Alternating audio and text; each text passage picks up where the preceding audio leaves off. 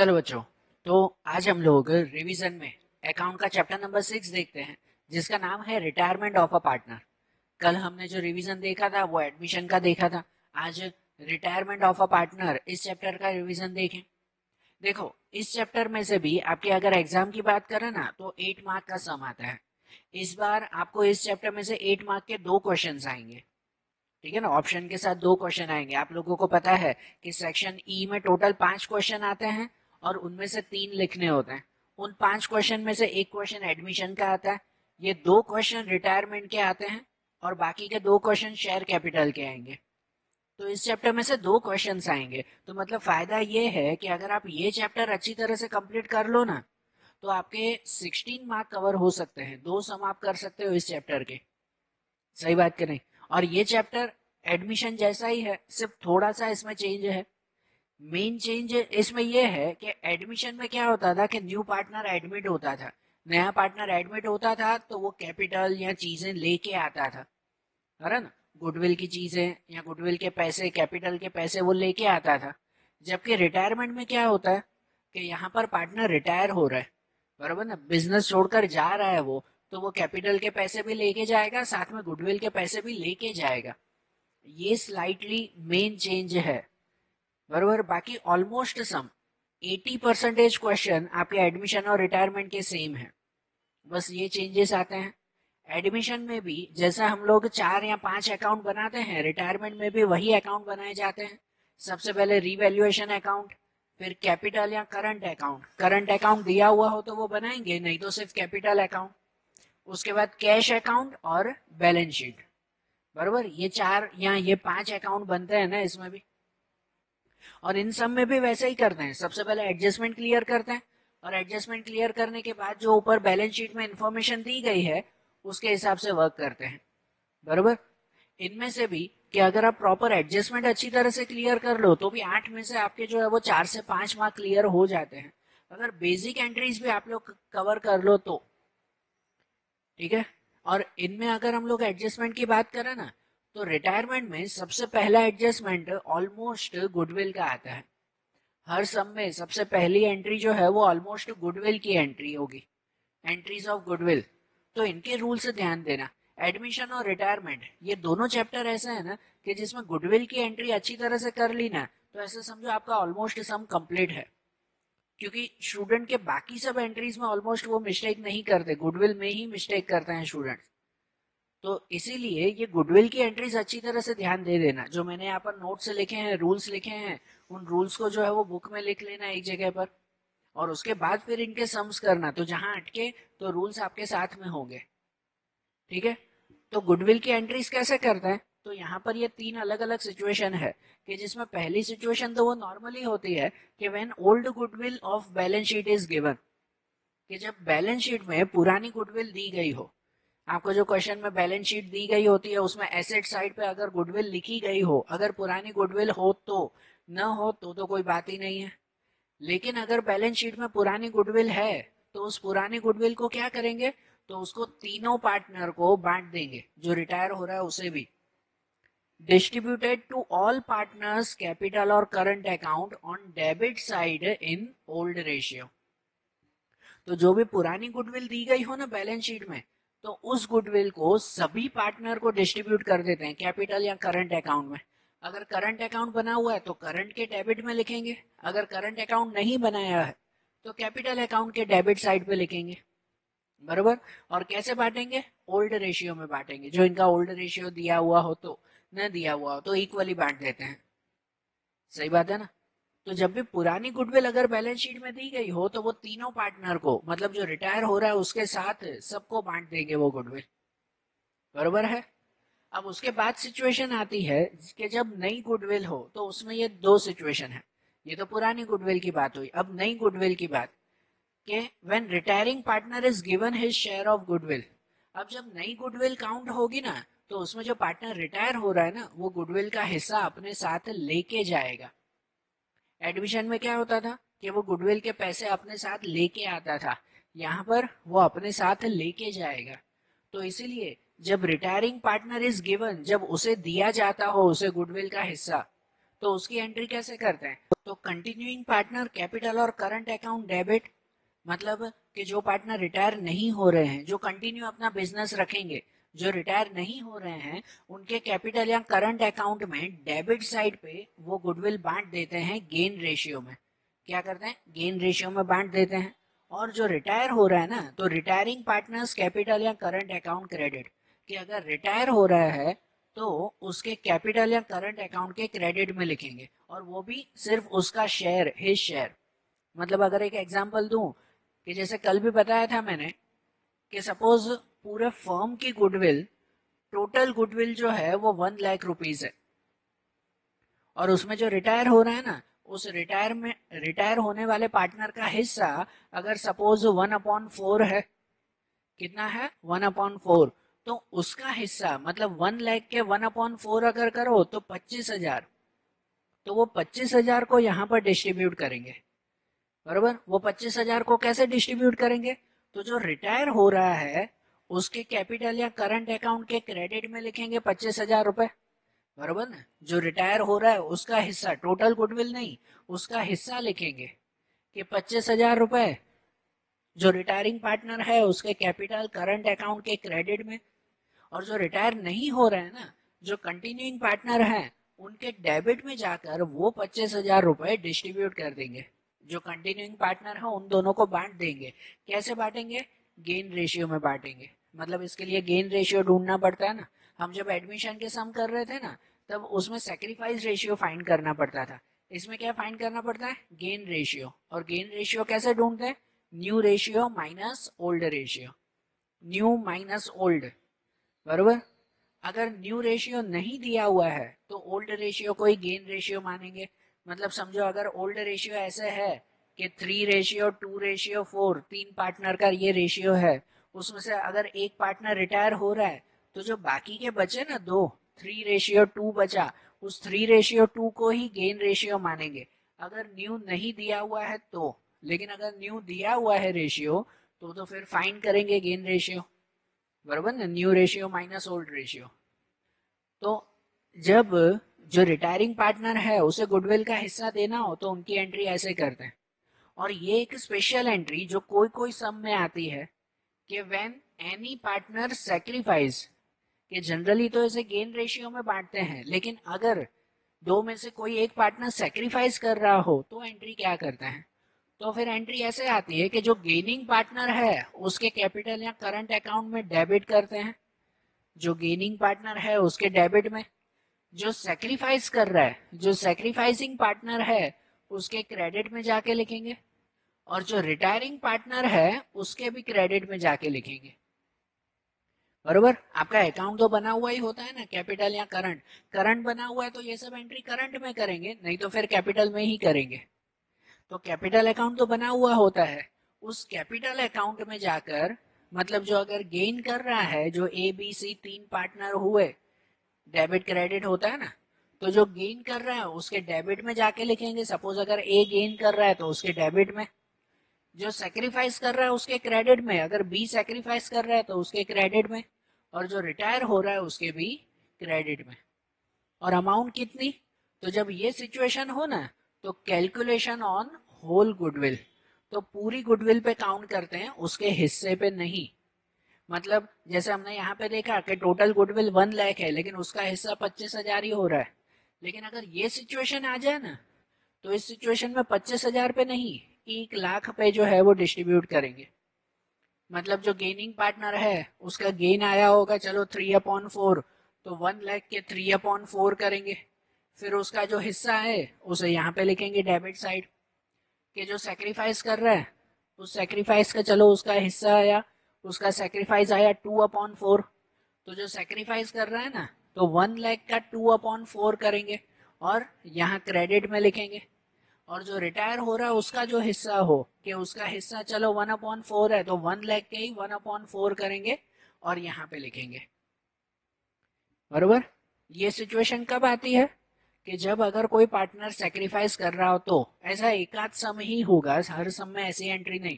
बाकी 99% क्वेश्चन में आपकी यही एंट्री आती है। बराबर ना। इस चैप्टर में गुडविल की ऑलमोस्ट एक ही एंट्री आती है, ये न्यू गुडविल की, ओल्ड गुडविल की ये, न्यू गुडविल की ये एंट्री, बराबर। तो आपके एडजस्टमेंट में पहला गुडविल का एडजस्टमेंट क्लियर हो जाए ना, तो फिर रीवैल्यूएशन का एडजस्टमेंट करते हैं। जो हमने एडमिशन में देखा था उसकी तरह ही रीवैल्यूएशन का एडजस्टमेंट भी करते हैं। फिर जैसे रीवैल्यूएशन की एंट्रीज आती हैं कि अगर आपने गुडविल के एडजस्टमेंट क्लियर कर लिए तो उसके बाद रीवैल्यूएशन के एडजस्टमेंट आते हैं। ये इसमें उसी तरह से कि भाई जो भी बिजनेस की एसेट्स और लायबिलिटीज है उसकी जो भी नई वैल्यू मिली हमें, जो भी रीवैल्यूएटेड वैल्यू मिली, तो उसमें इंक्रीज हुआ या डिक्रीज हुआ, मतलब फायदा हुआ या नुकसान हुआ, उसे रीवैल्यूएशन में मेंशन करते हैं ना। कि अगर कोई भी तरह का लॉस हुआ हो ना, एडजस्टमेंट में अगर मेंशन हो कि कोई तरह का लॉस हुआ है, तो उस लॉस को रीवैल्यूएशन के डेबिट में लिखते हैं।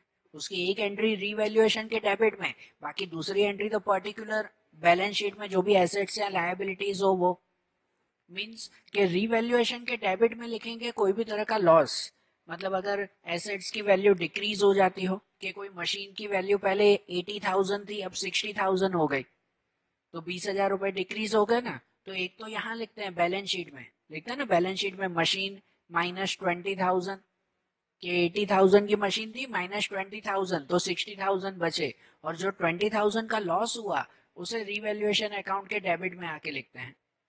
तो मतलब कोई भी एसेट्स की वैल्यू डिक्रीज होती हो या तो कोई भी लायबिलिटी इंक्रीज होती हो, कि अगर लायबिलिटी बढ़ गई कि बिल्स पेएबल पहले 10,000 के थे अब 11,000 के हो गए, तो 1,000 की लायबिलिटी बढ़ गई ना, तो उसकी एक एंट्री तो बैलेंस शीट में करते हैं कि बैलेंस शीट में बिल्स पेएबल लिखते हैं, उसमें 1,000 बढ़ा देंगे प्लस कर देंगे, और दूसरा दूसरा यहाँ रिवैल्यूएशन के डेबिट में, या तो कोई भी आउटस्टैंडिंग एक्सपेंस हो या एनी एक्सपेंस अकर्स, कोई भी आउटस्टैंडिंग एक्सपेंस हो या दूसरा कोई भी तरह का खर्चा अगर आखिरी दिन पे याद आया हो कि ये खर्चा भी तो हमें भरना है, तो वो भी रीवैल्यूएशन के डेबिट में लिखते हैं।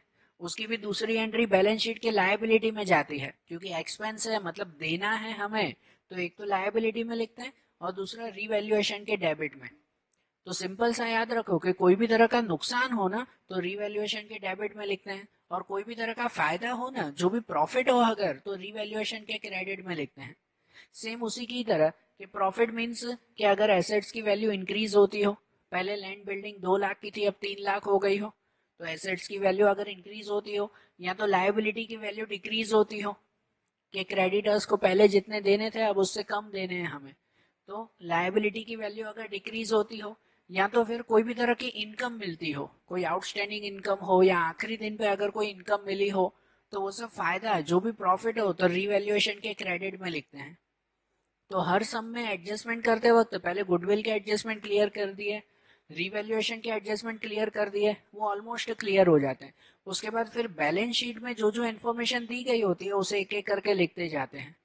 जनरली बैलेंस शीट की सभी इन्फॉर्मेशन बैलेंस शीट में ही लिखी जाती है, लेकिन बैलेंस शीट में कुछ कुछ ऐसी चीजें होती है जो हमें पार्टनर्स को डिस्ट्रीब्यूट करनी होती है, बरोबर। जो हमने एडमिशन में भी देखा था, ये कुछ चीजें पार्टनर को डिस्ट्रीब्यूट करनी होती है, वो चीजें ये कि जो चीजें पार्टनर्स के कैपिटल या करंट अकाउंट में क्रेडिट साइड पे डिस्ट्रीब्यूट करनी है, तो वो ये सब ये चीजें, क्रेडिट साइड पे जो जो डिस्ट्रीब्यूट करना हो ना वो आपको क्वेश्चन में लायबिलिटी पे दिया हुआ होगा, लायबिलिटी साइड पे जो भी दिया हुआ हो ना उसे क्रेडिट साइड पे डिस्ट्रीब्यूट करते हैं, और एसेट साइड पे जो भी दिया हुआ हो ना तो उसे डेबिट साइड पे डिस्ट्रीब्यूट करते हैं, बरोबर ना। तो क्रेडिट साइड पे क्या क्या डिस्ट्रीब्यूट करते हैं, कोई भी तरह का रिजर्व, कोई भी तरह का बेनिफिट हो, बचे हुए पैसे हो, तो उसे क्रेडिट साइड पे डिस्ट्रीब्यूट करते हैं। जैसे कि प्रॉफिट एंड लॉस अकाउंट में प्रॉफिट लिखा हुआ हो, प्रॉफिट लिखा हुआ हो, या तो फिर अगर लायबिलिटी साइड पे खाली लिखा हुआ हो प्रॉफिट एंड लॉस, कि प्रॉफिट एंड लॉस अकाउंट अगर लायबिलिटी साइड पे लिखा हुआ हो तो उसे कैपिटल या करंट अकाउंट में क्रेडिट साइड पे बांटेंगे, कि अगर करंट अकाउंट बना हुआ है तो करंट अकाउंट में बांटेंगे, वो नहीं है तो कैपिटल अकाउंट में बांटेंगे फिर, बरोबर। प्रॉफिट एंड लॉस अकाउंट में प्रॉफिट हो या लायबिलिटी साइड पे दिया हुआ हो तो उसे क्रेडिट साइड पे, या general reserve, capital reserve, reserve fund, contingency reserve, ऐसा कोई भी रिजर्व या फंड हो तो उसे भी क्रेडिट साइड पे बांटते हैं। या तो workman compensation reserve, investment fluctuation reserve, workman accident reserve, बरोबर। तो ये सब रिजर्व भी क्रेडिट साइड पे बांटते हैं, लेकिन इनमें से कोई भी रिजर्व बांटो ना तो उससे पहले चेक कर लेते हैं क्या उसमें कोई एडजस्टमेंट तो नहीं है, और एडजस्टमेंट अगर हो तो एडजस्टमेंट क्लियर करने के बाद ही उसे बांटते हैं। वो तो जब आप पहले एडजस्टमेंट क्लियर करोगे तो उसमें हो जाएगा एक्चुअली। तो ये सब चीजें एडजस्टमेंट क्लियर करने के बाद ही बांटते हैं। जैसे वर्कमैन का रिजर्व आता है, ये एडमिशन में भी हमने देखा था कि समझो वर्कमैन एक्सीडेंट कंपेंसेशन रिजर्व हमने रखा है कि अगर वर्कर्स को एक्सीडेंट हो रहा है तो उसके लिए हमने 30,000 रुपये अलग से रखे हैं, रिजर्व करके रखे हैं साइड में। तो उस पर अगर कोई एडजस्टमेंट है कि वर्कर्स को उसमें से 6,000 देने हैं, तो 30,000 में से 6,000 वर्कर्स को दे देंगे, जो लायबिलिटी में लिखेंगे, बैलेंस शीट की लायबिलिटी में 6,000 रुपये। और बाकी के जो 24,000 बचेंगे ना, उसे हम लोग ये क्रेडिट साइड पे बांटेंगे, बरोबर ना, उसे क्रेडिट साइड पे डिस्ट्रीब्यूट करेंगे। और अगर समझो कोई एडजस्टमेंट नहीं है तो पूरे 30,000 रुपये बांट देंगे हम लोग क्रेडिट में। सही बात है ना। तो ये कोई भी रिजर्व जब बांटा जाए ना, तो पहले एडजस्टमेंट चेक किया करो कि अगर एडजस्टमेंट है तो उसे क्लियर करके फिर डिस्ट्रीब्यूट करो। और कौन सी चीजें डेबिट साइड पे डिस्ट्रीब्यूट करते हैं, ये कैपिटल या करंट अकाउंट के क्रेडिट में, ये कैपिटल और करंट अकाउंट के डेबिट में बांटते हैं। डेबिट में वो चीजें बांटते हैं जो चीजें आपको एसेट साइड पे दी गई है। एसेट में कुछ भी दिया हुआ है तो डेबिट साइड पे बांटते हैं। जैसे कि प्रॉफिट एंड लॉस अकाउंट में लॉस लिखा हुआ है, लॉस या तो एसेट साइड पे ही दिया हुआ है, अगर वो खाली प्रॉफिट एंड लॉस अकाउंट तो उसे डेबिट में बांटेंगे। या तो एडवर्टाइजमेंट कैंपेन एक्सपेंस या कोई भी रेवेन्यू एक्सपेंस, कोई भी तरह के अगर एक्सपेंसेस डेबिट साइड पे लिखे हुए हैं या तो एसेट साइड पे लिखे हुए हैं, एसेट साइड, कोई भी तरह के एक्सपेंसेस अगर एसेट साइड पे लिखे हुए हैं तो उसे पार्टनर्स को बांट देते हैं डेबिट साइड पे, बरोबर। तो ये डिस्ट्रीब्यूट हो गया ना। तो गुडविल की एंट्रीज हो जाए, आपकी एडजस्टमेंट क्लियर हो जाए, ये सब डिस्ट्रीब्यूशन भी हो जाए, फिर आखिरी में उसकी क्लोजिंग करते हैं। और क्लोजिंग करते वक्त स्टेप्स ध्यान दिया करो कि इसमें क्लोजिंग कैसे करते हैं रिटायरमेंट के वक्त, कि सबसे पहले रीवैल्यूएशन अकाउंट क्लोज करते हैं। उसमें जो भी प्रॉफिट या लॉस हो वो तीनों पार्टनर को बांटना होता है जो रिटायर हो रहा है उसके साथ। तो रीवैल्यूएशन अकाउंट में जो भी प्रॉफिट या लॉस है उसे आगे ले आते हैं करंट अकाउंट में। अगर करंट अकाउंट है तो करंट अकाउंट में, नहीं तो फिर कैपिटल अकाउंट में, बरोबर ना। अगर करंट अकाउंट है तो करंट अकाउंट में ये रीवैल्यूएशन का लेके आएंगे, अगर करंट अकाउंट नहीं है तो कैपिटल अकाउंट में लेके आएंगे, बरोबर। अब जब अगर करंट अकाउंट में लेके आए हैं, अगर करंट अकाउंट की सिचुएशन बता रहा हूँ कि अगर रीवैल्यूएशन का प्रॉफिट या लॉस करंट अकाउंट में लेके आए, तो उसके बाद जैसे जनरली हम लोग एडमिशन में करते हैं कि तीनों पार्टनर को फिर क्लोज कर देते हैं, तो यहाँ तीनों पार्टनर नहीं, सबसे पहले जो रिटायर हो रहा है ना उसे क्लियर कर देते हैं। इसमें यहाँ खाली आखिरी में चेंज होता है, बाकी का पूरा सम तो एडमिशन की तरह ही है।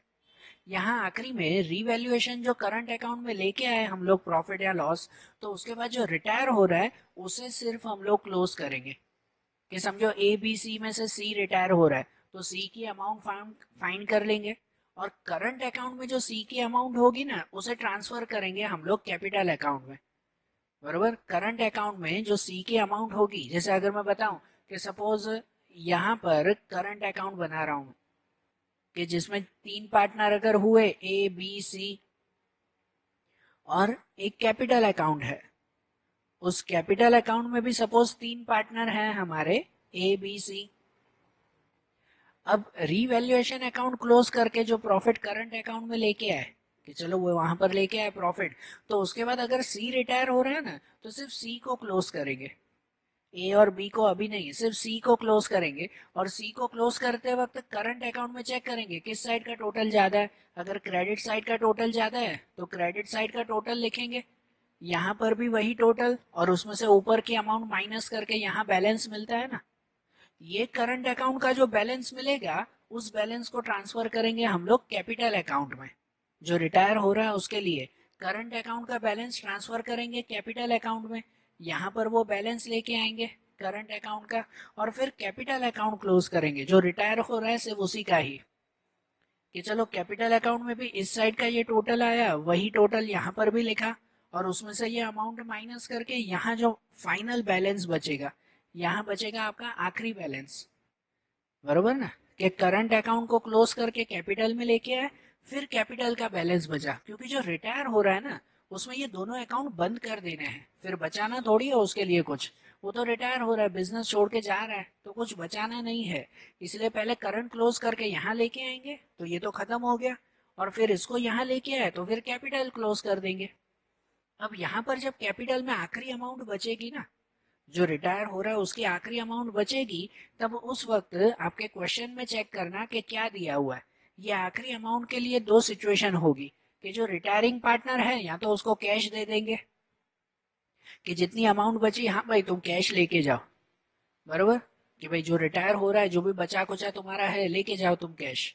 तो अगर वो कैश लेके जा रहा है तो क्या करते हैं, retiring partners capital account debit, मतलब ये कैपिटल अकाउंट के डेबिट में लिख देते हैं यहाँ पर कैश अकाउंट, कि वो कैश लेके जा रहा है, और कैश अकाउंट के क्रेडिट में जाके लिखते हैं, और ये जो अमाउंट यहाँ पर मिलेगी उसकी दूसरी एंट्री कैश अकाउंट के क्रेडिट में लिखते हैं। अगर मेंशन हो कि वो कैश लेके जा रहा है तो, लेकिन अगर मेंशन नहीं हो या ऐसे लिखा हुआ हो कि जो रिटायरिंग पार्टनर अमाउंट है केप्ट एज लोन, कि उसको लोन की तरह रखना है, उसे कैश नहीं दे रहे हैं, या कुछ मेंशन ही नहीं है, कुछ भी अगर मेंशन ना हो मतलब समझो लोन रखना है, उसे पैसे दिए नहीं है, कि जो रिटायर हो रहा है ना उसको ऐसे बोला कि चलो तुम्हें बाद में पैसे देंगे, अभी तुम्हारी अमाउंट लोन की तरह रखते हैं, बरोबर। तो अगर उसे लोन रख रहे हैं ना, तो retiring partner capital amount debit, मतलब यहाँ पर कैपिटल अकाउंट के डेबिट में ही लिखेंगे लोन अकाउंट, यहाँ पर लोन करके लिख देंगे, और उस अमाउंट को दूसरा लिखेंगे liability side of balance sheet, दूसरा उसे बैलेंस शीट की लायबिलिटी में लिखेंगे।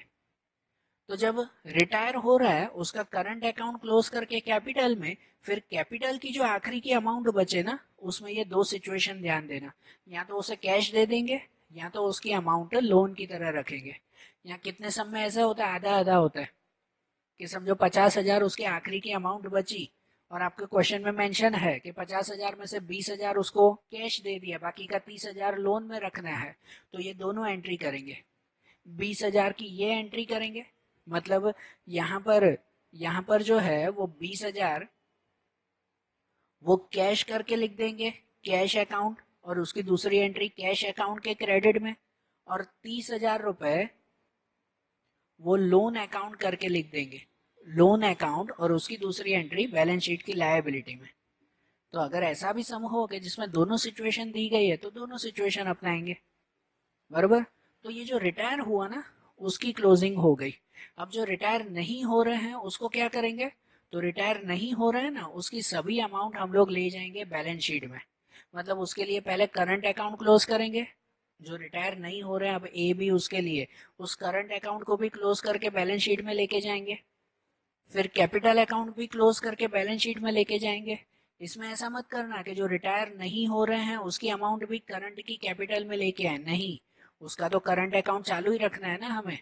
तो करंट अकाउंट भी क्लोज करके बैलेंस शीट में लेके आएंगे, कैपिटल भी क्लोज करके बैलेंस शीट में, और फिर कैश अकाउंट भी क्लोज करके बैलेंस शीट में लेके आएंगे, और आखिरी में बैलेंस शीट को क्लोज कर देंगे हम लोग, बरोबर। तो इसकी क्लोजिंग के वक्त सिर्फ ध्यान देना, बाकी की पूरी एंट्री आपकी एडमिशन की तरह ही होगी, बरोबर ना। एडमिशन और रिटायरमेंट में मैं बार बार बोल रहा हूँ कि सिर्फ यही चेंज है कि एडमिशन के एंड में जो एंट्रीज आती है ना उस पर खाली ध्यान देना, और वो भी आप लोग अगर प्रैक्टिस करोगे रेगुलरली, जैसे बाकी सम्स के लिए मैं बोल रहा था इसके भी रोज एक दो सम करो, तो भी ये सम्स आपके कवर हो जाएंगे। और इसमें तो 8 8 मार्क के दो पूछे जाते हैं, मतलब इसके है ही आपके 10 12 क्वेश्चन, तो वो 10 12 क्वेश्चन अगर आप अच्छी तरह से याद कर लो, क्योंकि एग्जाम में आपके क्वेश्चन भी चेंज नहीं होते, as it is text book के ही क्वेश्चन पूछे जाते हैं। तो अगर वो 10 12 क्वेश्चन आप लोग याद कर लो तो उसमें से आपके 16 मार्क कवर हो जाते हैं, 8 8 मार्क के दो सम्स, 16 मार्क आपके ऑलमोस्ट कवर हो जाते हैं फिर, सही बात कि नहीं।